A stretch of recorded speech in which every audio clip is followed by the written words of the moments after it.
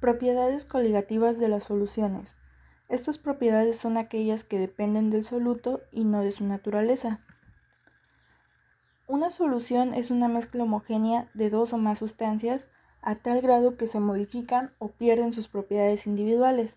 Así, la unión de ambas sustancias arroja una nueva con características propias. Una solución, como mínimo, debe tener dos componentes, el soluto y el solvente. Tenemos 4 tipos de solución: diluidas, concentradas, saturadas y sobresaturadas. Poniendo el ejemplo de agua con azúcar, las diluidas serían, por ejemplo, 1 gramo de azúcar en 100 mililitros de agua. La concentrada serían 20 gramos de mililitros en 100 gramos de agua. Saturadas, 30 a 40 gramos de azúcar en 100 mililitros de agua. Y la sobresaturada sería más o menos lo mismo que la saturada, solamente que al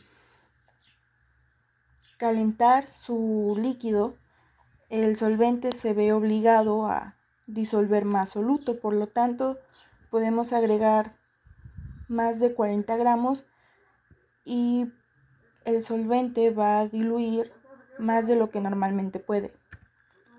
La importancia de las propiedades coligativas. Separar los componentes de una solución por el método llamado destilación fraccionada. Formula y crea mezclas frigoríficas y anticongelantes. Determina masas molares de solutos desconocidos. Formula sueros o soluciones fisiológicas que no provoquen desequilibrio hidrosalino en los organismos animales o que permitan corregir una anomalía del mismo. Formula caldos de cultivos adecuados para microorganismos específicos y formula soluciones de nutrientes especiales para regadíos de vegetales en general. Descenso de presión de vapor. Aquí se utiliza la ley de Raoult, que es una ley de la termodinámica y establece que la presión de vapor parcial de cada componente de una mezcla ideal de líquidos es igual a la presión de vapor del componente puro multiplicado por su fracción molar en la mezcla. Quiere decir que en un disolvente la presión parcial de un disolvente en una disolución está dada por la presión del vapor del disolvente puro multiplicado por la fracción molar del disolvente en la solución X, y a través de esta fórmula nos da esta, y con esta podemos determinar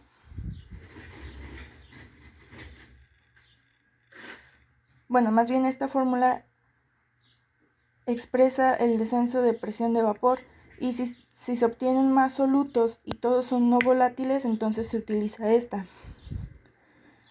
Y aquí podemos ver que en un solvente puro, con moléculas únicamente de solvente, su presión es más alta, mayor, y su evaporación es más rápida. Por lo tanto, en una solución con moléculas de soluto, su presión es menor y su elevación es más lento. Elevación del punto de ebullición. Para esto se utiliza la ecuación Clausius-Clapeyron, que caracteriza el cambio de fases entre un líquido y un sólido en un diagrama de presión-temperatura, y la línea que separa ambos estados se conoce como curva de coexistencia. Entonces, cualquier disminución en la presión de vapor al añadir un soluto no volátil produce un aumento de temperatura en ebullición. Este aumento de temperatura es proporcional a la concentración molar del soluto. Descenso del punto de fusión. Fusión como tal es el paso de un cuerpo de estado sólido a líquido por la acción de calor, como es un hielo derritiéndose. Y el descenso crioscópico es la disminución de la temperatura del punto de congelación que experimenta una disolución respecto a la del disolvente puro. Como aquí vemos que es un sólido, pero al aumentar su calor tiende a ser líquido, tiende a bajar. Y bueno, las propiedades coligativas, como yo lo entendí, hice un pequeño diagrama.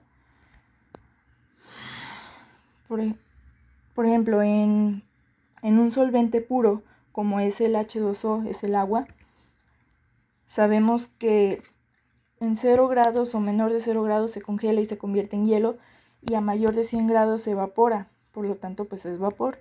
Y estos dos puntos de 0 grados y 100 grados centígrados se conocen como punto de fusión y punto de ebullición. Ahora, ¿qué pasaría si a este solvente le agregamos un soluto? Como vemos aquí, el punto de fusión y el punto de ebullición en agua normal. ¿Qué pasará ahora con un soluto?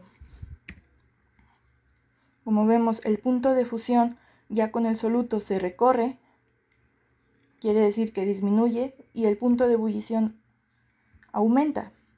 Y estos son llamados descensos crioscópicos y aumento ebulloscópicos, como mencionaba anteriormente. Entonces, al agregar todavía más cantidad del mismo soluto, el punto de fusión y el punto de ebullición se recorren aún más. Por lo tanto, ambos tienen una diferencia de temperatura, donde parece ser que el cuerpo de agua se expande cada vez más cuando agregamos soluto. Y para estos, su fórmula en descenso es esta, y en aumento es esta, que es prácticamente lo mismo, solamente que aquí tiene el signo de menos porque va en descenso y acá no lo tiene porque va en aumento. Y Kf por fusión, Kb por ebullición. Ley de Van Hoff. En termodinámica química relaciona la variación de temperatura absoluta con la variación de la constante de equilibrio, dado por la diferencia de entalpía, que viene siendo temperatura absoluta, constante de equilibrio, entalpía y constante de los gases. Esta fórmula, esta ecuación, produce dos reacciones.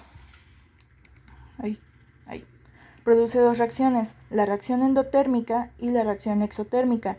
En ambas aumenta la temperatura, pero en la endotérmica la constante de equilibrio aumenta y en la exotérmica la constante de equilibrio disminuye. La ecuación de Morse. Morse demostró que cuando la concentración se expresa en molaridad y no en molaridad, los resultados se aproximan más a los encontrados experimentalmente, y la concentración queda como pi igual mRT, que esta fórmula surge de esta, pero pi no tiene el valor de 3.14 como lo conocemos, sino que simplemente se utiliza para representar la presión osmótica. También puede ser sustituida por P en algunas ecuaciones. M significa la molaridad, que es mol de soluto entre litros de solución. R es igual a 0.0821 atmósferas por litro entre mol de Kelvin por Kelvin, y la temperatura siempre se va a expresar en Kelvin. Por lo tanto, al resolver esta ecuación, mol con mol se va a eliminar, también se elimina litros con litros, Kelvin con Kelvin, y el resultado siempre nos va a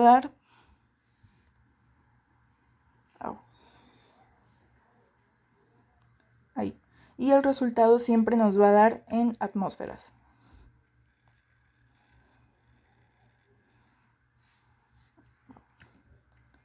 Flujo a través de una membrana. Bueno, leí que el flujo se puede dar por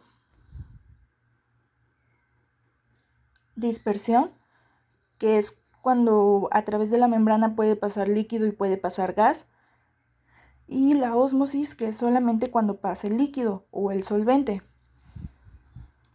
Entonces dice que la ósmosis es el mecanismo donde el agua pasa a través de una membrana semipermeable desde una solución hipotónica a otra hipertónica, que vamos a ver esos términos más adelante, que es cuando pasa por ejemplo, aquí vemos el líquido que tiene agua con sal y acá solamente es agua, aquí tiene mayor concentración y acá menor, entonces solamente las moléculas de agua van a pasar por la membrana hacia este lado y pueden generar que sea menor, que sea mayor o que sea igual.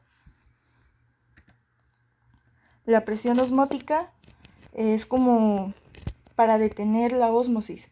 Una vez que las moléculas de agua pasan hacia el otro lado por la membrana, la presión osmótica es como si los detuviéramos o los pegáramos a la membrana para que no pase más agua, para detener el proceso de la ósmosis. Y el equilibrio osmótico es la relación que hay entre los líquidos que hay dentro de una célula y su medio externo. Por lo tanto, tenemos tres tipos.